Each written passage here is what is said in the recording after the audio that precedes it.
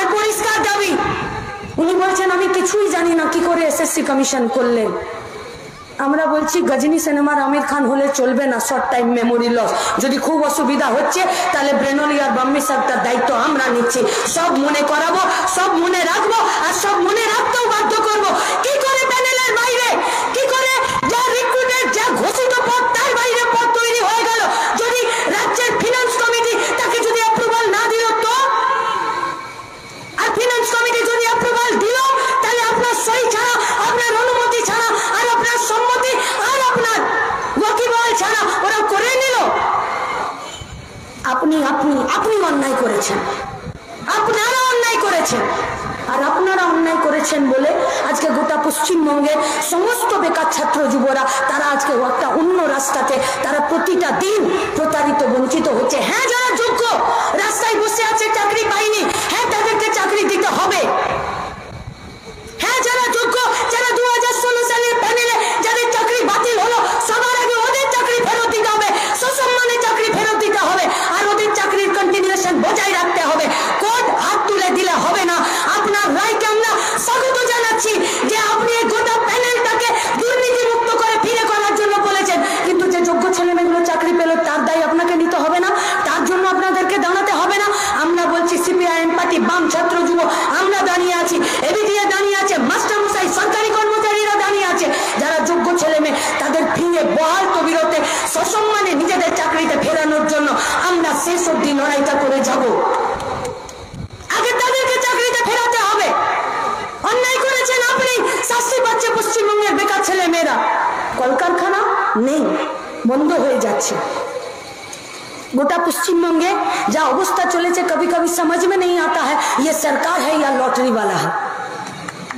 अगर सरकार होता तो नौकरी देता, आज लॉटरी वाला निकला, इसीलिए दिया लॉटरी তে অনুব্রত অনুব্রতর মেয়ে কোটি টাকা কামিয়ে নিল, আর 540 কোটি টাকা পিসি ভাইপো কামিয়ে নিল, আর গোটা পশ্চিমবঙ্গের মানুষকে আজকে লটারি বিক্রি করতে আর কিনতে তারা বাধ্য করছে। কি চাইছি আমরা? 100 দিনের কাজের টাকা দিতে হবে। গুগল ভাষা পঞ্চায়েত গুলো, তাই তো ওরা ভোটটাকে লুট করেছে পঞ্চায়েতে, তাই তো ভিডিওকে পুলিশকে দাঁড় করিয়ে ওরা পঞ্চায়েতের ভোট লুট করেছে। তাই কারণ ওরা জানতো যে যদি লাল ঝান্ডা পঞ্চায়েতের ভেতরে, পঞ্চায়েত সমিতির ভেতরে আর জেলা পরিষদে থাকতো তাহলে ওদের বাপের তন ছিল না, এই দুর্নীতির আড়ালে ওরা বেঁচে যাবে। আর আমরাও আপনাদেরকে বলতে চাইছি, মাননীয় মুখ্যমন্ত্রীর আঁচলের জোর এত বেশি হয়নি যে আপনাদেরকে বাঁচিয়ে নেবে। জনগণের আদালতে আপনাদের বিচার হবে, শুধুমাত্র ওয়েট করে যান। 2026-এর পর আপনারা কি করে দুর্নীতি করে পাড়ায় থাকতে পারেন তার দায়িত্ব আমরা নিচ্ছি। পাড়া ছাড়া করে করব যারা লুটে খেতে চাইছে। 100 দিনের কাজের টাকা কি হবে? পঞ্চায়েতের ঘরে তার কোনো লিস্ট নেই যে পিসি ভাইপোর ছবি ছাপিয়ে আপনারা তার আবার ফিরে তালিকা নিলেন। পঞ্চায়েতের ঘরে কোনো লিস্ট নেই যে কার কত টাকা বাকি আছে, যে আমাকে ফিরে লিখে দিতে হলো যে আমার কত টাকা বাকি আছে। পঞ্চায়েতের ঘরে কোনো লিস্ট নেই যে কত টাকা আসবে, কত টাকা পাবে। সে টাকাতেও তো পাওনা ছিল 60,000, দিলে 2,000, বাকি টাকা কোথায় গেল? আর এই টাকা কি 100 দিনের টাকা? না, এ তো রিলিফ ফান্ডের টাকা। তাহলে যাদেরকে রিলিফ দেওয়ার ছিল তাদের কি হবে? কোনো জবাব আছে? কোনো কিছু বলতে পারবে? তৃণমূলের এমপি, বিজেপির নেতা, তৃণমূলের এমএলএ, বিজেপির এমপি, কে কোন দিকে কিছু বোঝাই যাচ্ছে না। এই বিজেপির বিরুদ্ধে তৃণমূল লড়বে, এই বিজেপির বিরুদ্ধে। पहले पूछिए सवाल तृणमूल पार्टी से, पूछिए सवाल। এত তো হেকড়ি মেরে ঘুরে বেড়ায় যে তোমরা আসলে বলো তো ভাই টিএমসি না বিজেপি? পরিষ্কার করে বলো, তোমরা টিএমসি না বিজেপি? যদি তোমরা টিএমসি হও তাহলে নদিয়ার মুকুটমণি অধিকারীকে বিজেপির এমএলএ, এখনো পর্যন্ত 2 বছর ওর এমএলএশিপ আছে, ওকে কেন জোড়া ফুলে তুমি টিকিট দিলে? তুমি যদি টিএমসি হও তাহলে উত্তর দিনাজপুরের রায়গঞ্জের বিধায়ক কৃষ্ণ কল্যাণী, যে এখনো পর্যন্ত 2026 পর্যন্ত পদ্মফুলের বিধায়ক, তাকে কেন জোড়া ফুলের টিকিট দিলে? কীর্তি আজাদ, ও তো ছিল বিজেপির, ওকে কেন তৃণমূলের জোড়া ফুলের টিকিট দিলে? আসানসোল লোকসভা কেন্দ্রের এমপি ফিরে ক্যান্ডিডেট হয়েছে শত্রুঘ্ন সিনহা 2013 সালে পার্লামেন্টে, 2003 সালে, 4 সালে, 5 সালে পার্লামেন্টে যে অটল বিহারী বাজপেয়ী সরকারটা চলছিল তখন পর্যন্ত নারী কল্যাণ এবং কালচারাল আর আর্ট ডিপার্টমেন্টের মন্ত্রী ছিল বিজেপির, তাকে তুমি তৃণমূলের টিকিট দিলে। ঘুষের রাজত্ব, দুর্নীতির রাজত্ব, সেই রাজত্ব জুড়ে আজকে গোটা পশ্চিমবঙ্গ জুড়ে এরা একটা জলঘোলা করতে চাইছে। আমি আমার কথাকে শেষ করব। শুধু আপনাদের কাছে আমাদের একটা দাবি, আমরা কি চাই? আমরা চাই গ্রামে যেমন 100 দিনের কাজ আছে, শহরেও 100 দিনের কাজ হোক। আমরা কি চাই? আমরা চাই নীরব খা, শীতল কৈবর্তরা পার্লামেন্টের ভেতরে 100 দিনের কাজের রোজকে বাড়াক। আমরা চাই এই 100 দিনের কাজটা 200 দিনের হোক।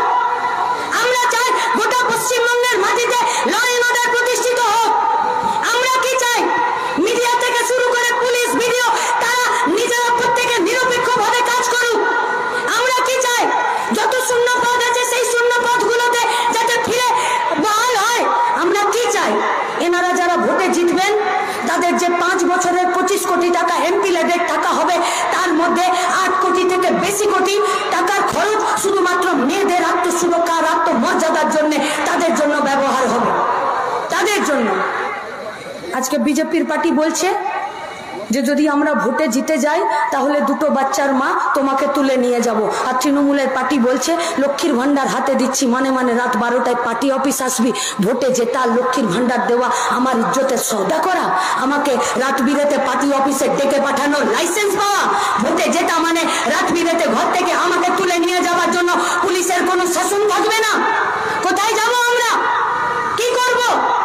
মাইক্রো ফিন্যান্সের আন্ডারে বন্ধন ব্যাংক, কানাডা ব্যাংক যে 14% সুদে আমাদেরকে তারা গোষ্ঠী থেকে যে লোন নিচ্ছে, সেই লোনের উপরে যে তারা সুদ বসাচ্ছে, সেই সুদটা কে জমা করবে?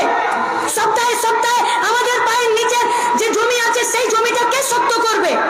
তাই আমরা চাইছি এক টুকরো রুটিতে নয়, মায়েরা গোটা রুটির দাবিতে আমাদের আন্দোলন।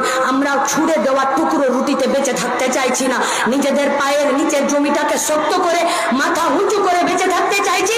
তাই নিজের রোজগারের জায়গা নিজেরা সসম্মানে আর স্বচ্ছতার সাথে করতে চাইছি। এর বাইরে তো আমাদের কিছু নেই।